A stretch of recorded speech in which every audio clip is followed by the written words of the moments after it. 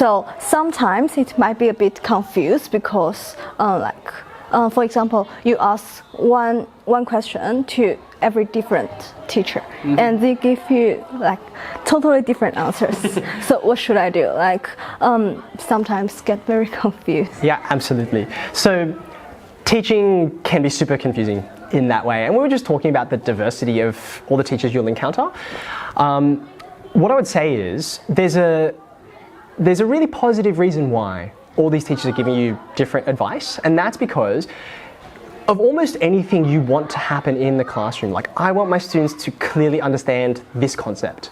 I want my class to be able to work together on this idea, right? For almost any of those, there's like 100 different ways to do it. There's not just one, right? And so when every teacher is giving you that different piece of advice, they're probably thinking about like, what's their go-to? What's the way that they've become most comfortable in? But I'll put money on the table that if you press them and said, how else could you do that? Like if that didn't work, because inevitably it will happen, what might be your alternative? And they'll have other ones in the back of their mind. They might say, oh, well, if the lesson was at the start of the day, I'd do this. If the lesson was after lunch, I'd do this. If I was trying to do group work and I was doing it with Year 7 students, that would be very different to how I would do group work with Year 12 students, right? So I guess what you've got to try and do is really, even though it's confusing at the beginning, is to develop your repertoire, I suppose. I remember when I was at school, I did a big English major work, and my English Extension 2 teacher taught me, if you only ever read one author, then when you write, you'll just be like a cheap knockoff version of that author, like just trying to imitate them in every possible way. If you read 5 authors, you won't sound like any one of them individually, but you will sound very confused because you're trying to mix together things that don't mix. But if you read 100 authors, then you'll start to get a sense of, oh, this is the style that I want. Like, this is my voice. This is the way that fits for me. I mentioned before, teachers will give you advice based on what they think would work for them. Some of the things that I do now, I couldn't do when I came out in first year uni, right? Like, okay, I'll give you an example. When I was in my first year out of uni, when I was in my first year, having just finished all my studies and then I was out in school, and I remember having a very, very rowdy and difficult to discipline Year 9 class. Year 9, of course it's Year 9, right? And I was just at wit's end. I could not, I didn't know how to get the balance of personalities working right. I didn't know how to get them focused and on task. Now when I think about if I were to teach that class again, I would do a bunch of things like, I would say to me from the past, I'd say, you need to pause and look at them differently. Me from the past would be like, what does that mean? How does looking at them get them on task?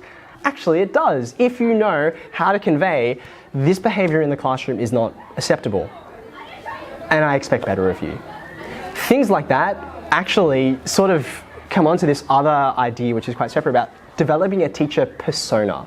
I'm not the kind of person, me personally, and I know you guys are somewhat similar to this in many ways, not given to easily getting angry and yelling at classes. Some teachers do too easily. They're like, ah, that's like their first instinct.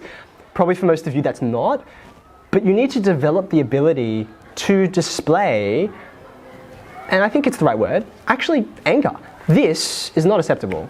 Your particular behavior is having a massive adverse impact on the people around you, and I don't accept that. And I'm not doing anyone else favors in the classroom by being like a relaxed buddy-buddy type teacher.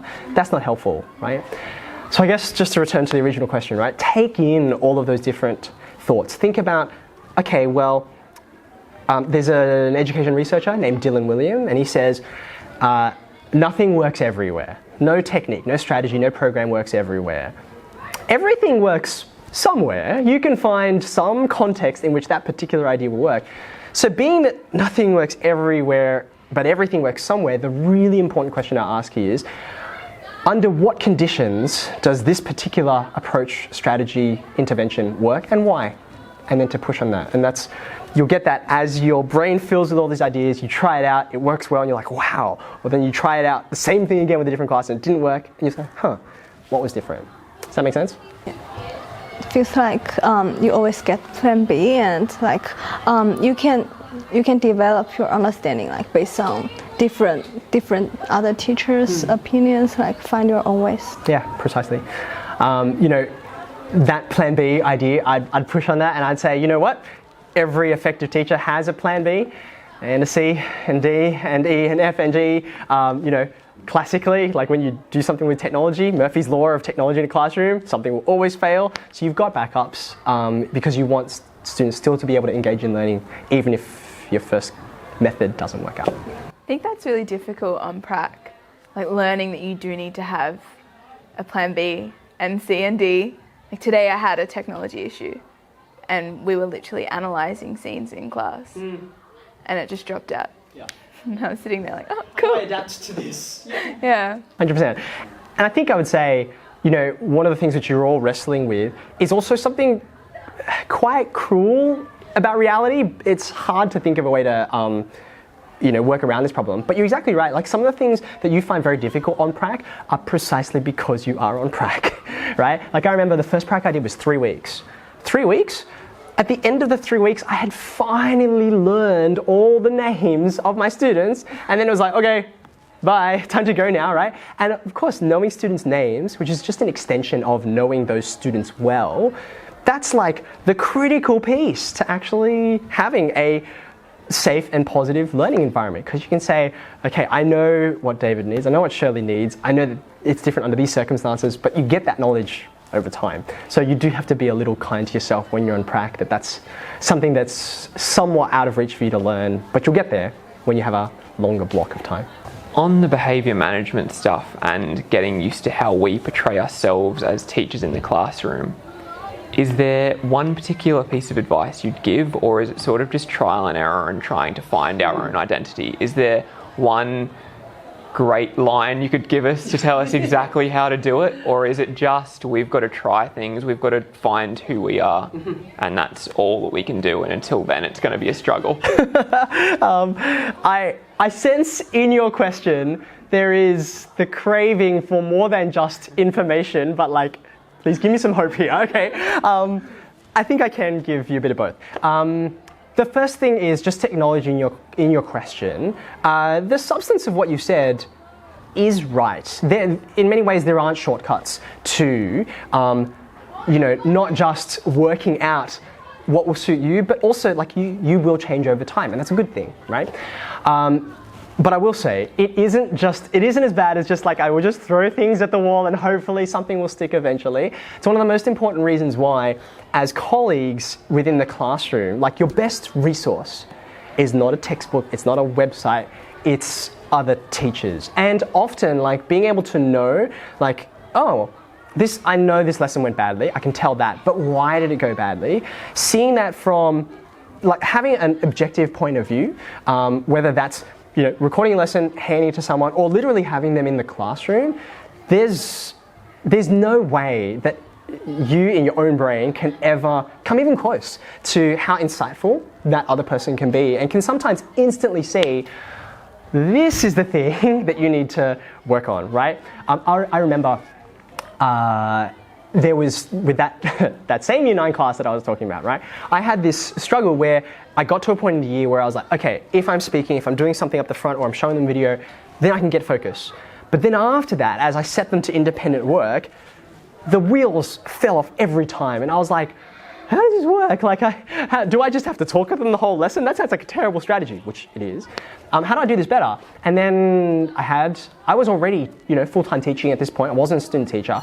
And I said to my head teacher, can you please come into my classroom? I don't want you to fix it. I don't want you to intervene. I just want you to give me some thoughts, give me some advice, right? And he said, you're turning the wrong way.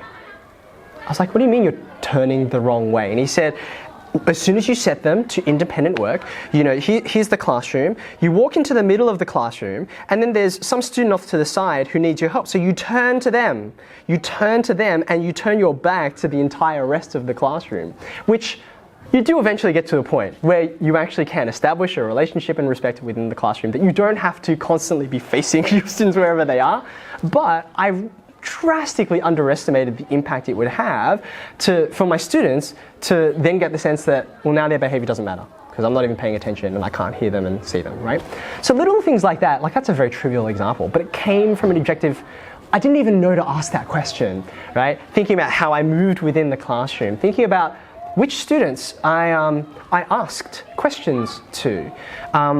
Noticing that, for example, as an observer, I will sometimes sit in the back of a classroom of a colleague and, explanations happening, they will ask, the classic question, all right, does it make sense? Are there any questions?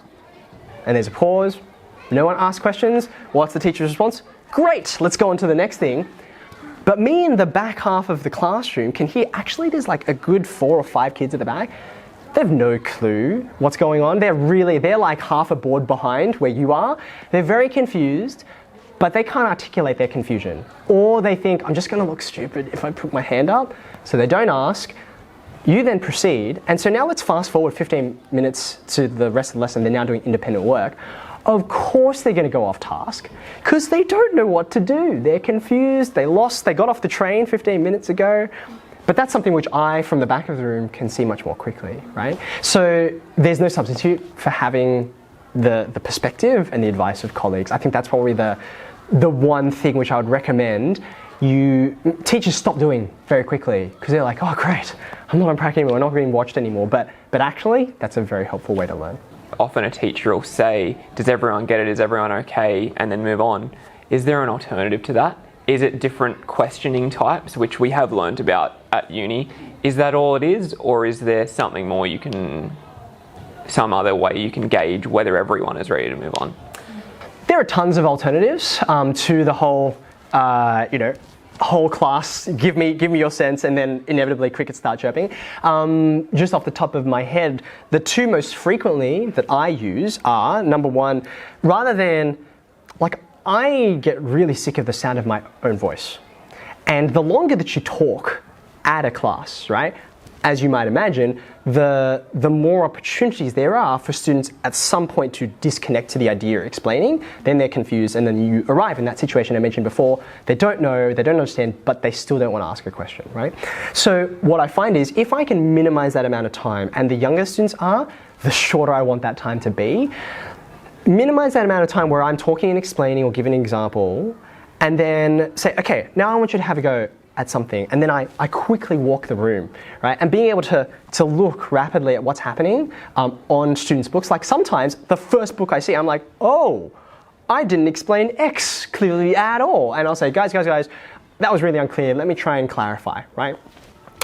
You can use technology to help you with that. One of the things, I was talking about Desmos before, one of the things I love the most is not just using the graphing software, but using there are activities in there that allow you to then see what is every screen doing. Are they progressing? Have they got some key misconception that's hindering them, or that they've actually gone past? They think they get it, but they don't get it.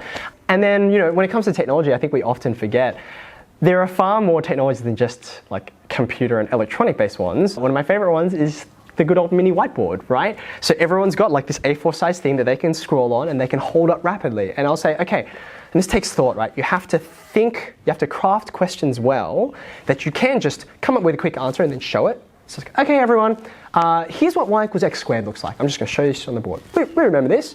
Can you now all on your mini whiteboards graph for me what x minus 1 squared would look like? Because I'm thinking about function transformations and translation around the Cartesian plane.